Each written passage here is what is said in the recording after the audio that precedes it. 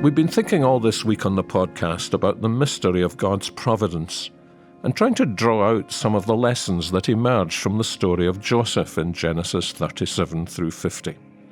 And we've seen how this whole section is actually headed, "These are the generations of Jacob." And we've been watching the way the Lord worked providentially and graciously in Jacob and in Joseph and then in his brothers. But before the week ends, I think we need to say something more about Joseph himself.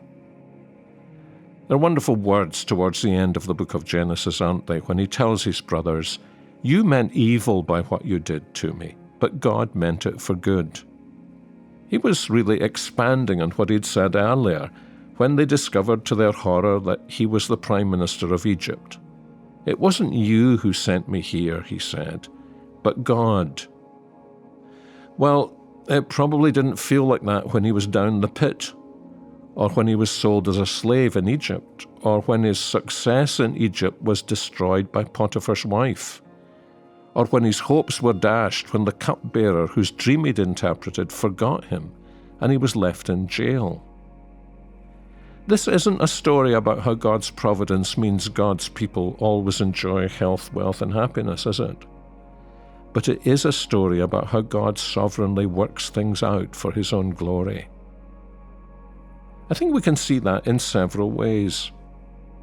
For one thing, God brought Joseph to the right place at the right time, didn't he? God's timing is significant. There's a very interesting hint about this in the time markers we're given in Genesis 37 through 50. Joseph is 17 when the story begins, and he's 30 when he becomes Prime Minister of Egypt. That's 14 years by inclusive reckoning. And that time marker isn't accidental, because you remember that what he helps Pharaoh to see when he interprets Pharaoh's dream is that there are going to be 7 years of plenty and then 7 years of famine. 7 plus 7 makes 14. There's a theology in these numbers, isn't there? 14 long years of preparation for 14 years of great wisdom. I think there's a tremendous lesson for us to learn here. I think we tend to think that a little polishing up for a few days will equip us to serve the Lord. Maybe 7 days, maybe even 7 weeks, or 7 months surely be quite enough to prepare us for many years of service. How naive and self-assured we can easily be. God's transforming work does not happen overnight. It's not done by one experience. Thinking about Joseph actually reminds me of what I think of as God's cul-de-sac principle. Because I've sometimes seen that some people I've known who've had real gifts and a desire to serve the Lord Jesus seem to be shunted down a kind of dead-end street, exactly the way Joseph must have felt. And yet the marvelous thing is that what God is really doing is, I think you could put it this way, taking them out of the traffic that they're in order to put them back into the traffic where he intends to use them most for his glory. And you can see that, I think, in the life of Joseph. He wants him to be in the right place at the right time. And this cul-de-sac principle works marvelously.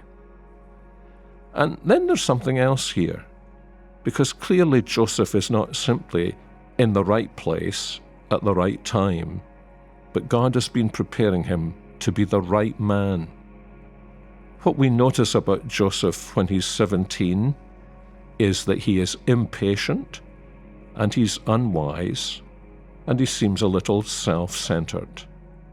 But through these years, the Lord turns him out from himself, and he becomes God-centered.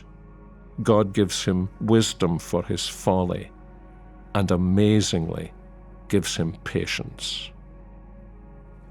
You know, there's something else you can't avoid really in the Joseph story. It's a principle that emerges finally in the Lord Jesus. Remember what Simon Peter said on the day of Pentecost about Jesus?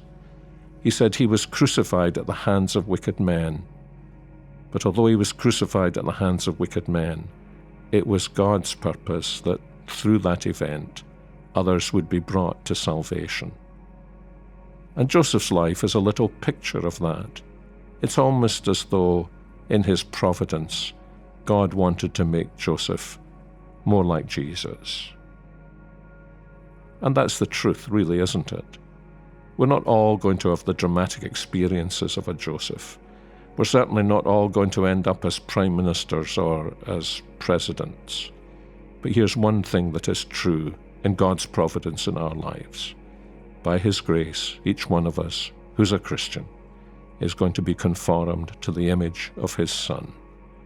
He's going to make us just like Jesus. And then all the providence of God in our lives, we will see, was worthwhile.